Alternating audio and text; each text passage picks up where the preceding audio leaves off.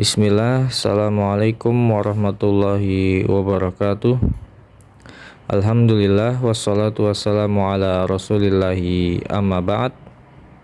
Perkenalkan, saya Muhammad Ridwan Sidik dari MBS 22C.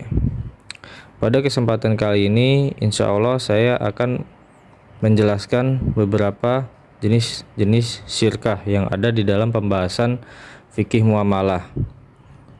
Yang pertama yaitu ada dari syirkah amwal. Namun sebelum masuk ke dalam syirkah amwal, akan saya jelaskan syirkah itu sendiri. Secara etimologi, syirkah atau perkongsian berarti percampuran, yakni bercampurnya salah satu dari dua harta dengan harta lainnya tanpa dapat dibedakan antara keduanya. Menurut terminologi, ulama fikih beragam berpendapat dalam mendefinisikan syirkah. Antara lain yaitu menurut Malikiyah, perkongsian adalah izin untuk mendayagunakan tasarruf harta yang dimiliki dua orang secara bersama-sama oleh keduanya, yakni keduanya saling mengizinkan kepada salah satunya untuk mendayagunakan harta milik keduanya, namun masing-masing memiliki hak untuk bertasarruf. Yang kedua, menurut Hanabilah, perhimpunan adalah hak ataupun kewenangan atau pengolahan harta. Yang ketiga, menurut Syafi'iyah, ketetapan hak pada sesuatu yang dimiliki dua orang atau lebih dengan cara yang masyhur ataupun diketahui. Dan yang terakhir, menurut Hanafiyah, yaitu ungkapan tentang adanya transaksi akad antara dua orang yang bersekutu pada pokok harta dan keuntungan. Selanjutnya, dasar hukum syirkah itu sendiri terdapat di dalam Al-Quran, yaitu di dalam Quran surah Shad ayat ke-24 yang berbunyi, katsiran minal khulata'i la yabghi ba'duhum 'ala ba'din illa alladhina amanu wa 'amilus solihati wa qalilum mahum.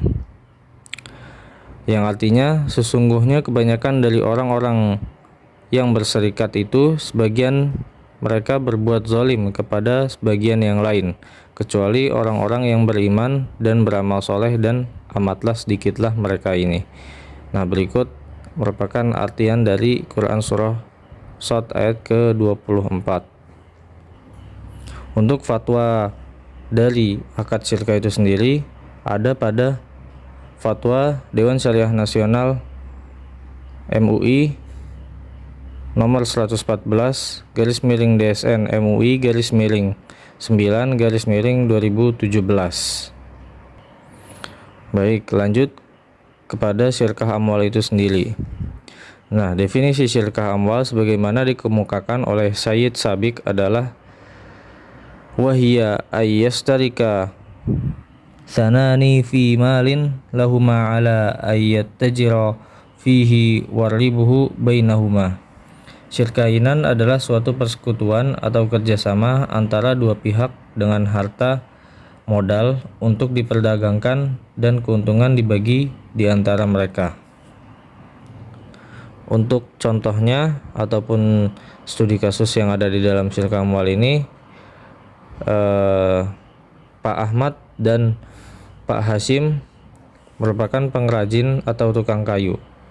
Nah, Pak Ahmad dan Pak Hashim sepakat menjalankan bisnis dengan memproduksi dan menjual belikan mebel. Masing-masing memberikan kontribusi modal sebesar 50 juta rupiah dan keduanya sama-sama bekerja dalam syirkah tersebut.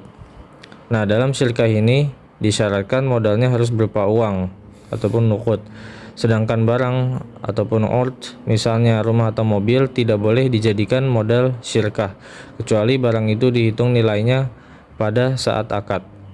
Keuntungannya didasarkan pada kesepakatan, sedangkan kerugian ditanggung oleh masing-masing mitra usaha ataupun syarik berdasarkan porsi modal. Jika misalnya masing-masing modalnya 50%, maka masing-masing menanggung kerugian sebesar 50%. Agar pelaksanaan syirkah dapat dalam koridor syariah, tetap dalam koridor syariah, Maka sebaiknya kita memahami rukun dan syarat syirkah itu sendiri. Yang pertama dari rukun syirkah, adanya sirat ataupun ijab qabul, adanya orang yang berakad, syaratnya harus memiliki kecapakan melakukan tasarruf. Yang ketiga adanya objek akad, disebut juga ma'qud alaih, yakni mencakup kerjaan atau amal dan modal. Yang kedua, syarat syirkah. Nah, syarat syirkah yang pertama yaitu dilaksanakan dengan modal uang tunai, dua orang atau lebih berserikat menyerahkan modal, mencampurkan antara harta, benda, anggota sertifikat, dan mereka bersepakat dalam jenis dan macam perusahaannya. Yang ketiga, dua orang atau lebih mencampurkan kedua hartanya, sehingga tidak dapat dibedakan satu dari yang lainnya. Yang terakhir, keuntungan dan kerugian diatur dengan perbandingan modal harta serikat yang diberikan. Sekian dari saya, kurang lebihnya mohon maaf. Wassalamualaikum warahmatullahi wabarakatuh.